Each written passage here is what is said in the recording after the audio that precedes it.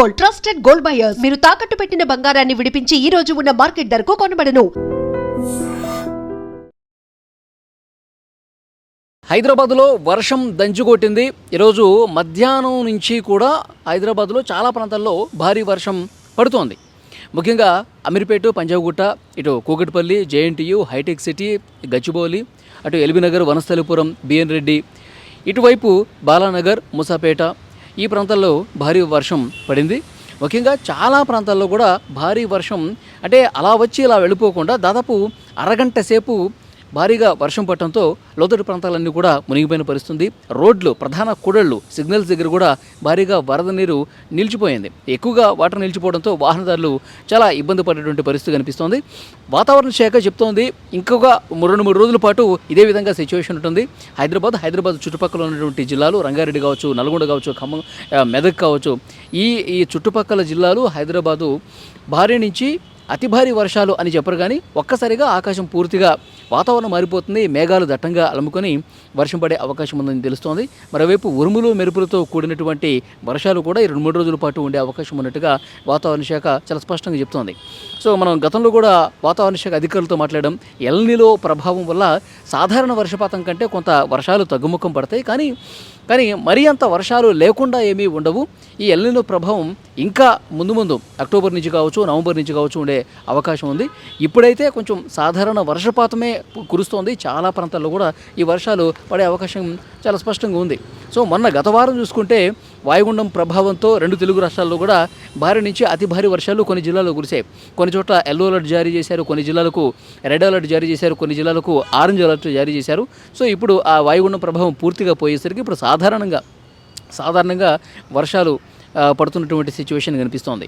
So మొన్న కురిసినటువంటి వర్షాలకు హైదరాబాద్ చుట్టుపక్కల జిల్లాల్లో ఇటు మహబూబాద్ కావచ్చు, వరంగల్ కావచ్చు, నల్గొండ కావచ్చు, ఇటు మెదక్, సంగారెడ్డి, సిద్దిపేట ఈ ప్రాంతాల్లో కురిసిన వర్షాలకు వాగులు, వంకలు పొంగి ప్రవహించి ఇటు డ్యాములు కూడా పూర్తి స్థాయి నీటి మట్టానికి చేరుకున్నటువంటి సిచ్యువేషన్ ఉంది. ఇటు శ్రీశైలం ప్రాజెక్టు కావచ్చు, కడెం ప్రాజెక్టు కావచ్చు, ఎల్లంపల్లి ప్రాజెక్టు కావచ్చు, ఇట్లా ఈ తెలంగాణలో ఉన్నటువంటి ప్రధాన ప్రాజెక్టులన్నీ కూడా పూర్తిగా జలకళను సంతరించుకున్నటువంటి పరిస్థితి కనిపిస్తుంది. ఆ ప్రాజెక్టులో నుండి మళ్ళీ కిందకి నీటిని వదులుతున్నటువంటి నేపథ్యంలో రైతులు కూడా హర్షం వ్యక్తం చేస్తూ ఉన్నారు.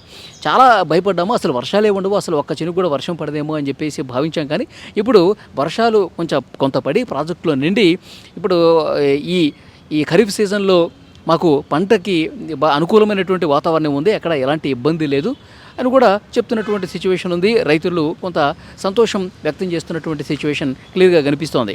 ఇక వాతావరణ శాఖ చెప్తా ఉన్నారు దాదాపు ఇంకొక వారం రోజుల పాటు, 3 రోజులైతే వర్షాలు ఉంటాయి, ఇంకొక ఎక్స్ట్రా 3 రోజుల పాటు అక్కడక్కడ వర్షాలు కురిసే అవకాశం అయితే చాలా స్పష్టంగా కనిపిస్తుంది. ముఖ్యంగా హైదరాబాద్ విషయానికి వస్తే హైదరాబాద్లో ట్రాఫిక్ జామ్ అయింది. ప్రస్తుతం ఇప్పుడున్నటువంటి సిచ్యువేషన్ హైదరాబాద్లో చాలా ప్రాంతాల్లో ఈ వర్షం ఒక్కసారిగా అనుకోకుండా ఒక భారీ వర్షం కురిసేసరికి ట్రాఫిక్ ఎక్కడెక్కడ నిలిచిపోయింది. ముఖ్యంగా అమీర్పేటలో, పంజాగుట్లో, తర్వాత ఈ గచ్చిబౌలి, హైటెక్ సిటీ, మాదాపూర్, జూబ్లీ హిల్స్ ఈ ప్రాంతాల్లో ట్రాఫిక్ కొద్దిగా ఎక్కువగా కనిపిస్తుంది. ఎందుకంటే సాయంత్రం సమయాల్లో అందరూ ఆఫీసులకి వెళ్ళేటువంటి, ఆఫీసు నుంచి ఇళ్లకు వెళ్ళేటువంటి సమయం కాబట్టి సో అందరూ ఒక్కసారిగా రోడ్ల మీదకి వచ్చేసరికి కొంత ట్రాఫిక్ ఎక్కువగా కనిపిస్తోంది. ఎందుకంటే ఇప్పుడు మళ్ళీ వర్షం పడే అవకాశం, ఇప్పుడు కొద్దిగా తెరిపినిచ్చింది కాబట్టి, ఇప్పుడు వర్షం పడట్లేదు కాబట్టి వెంటనే ఇళ్లకు చేరిపోవాలని చెప్పేసి ఆదుర్దాలో ఎక్కువ మంది రోడ్ల మీదకి వచ్చేస్తారు, ఇంటికి వెళ్ళిపోతారు. ఇట్లా అందరూ ఒకేసారి రావడం చేత ట్రాఫిక్ కొద్దిగా ఎక్కువ జామ్ అవుతుంది.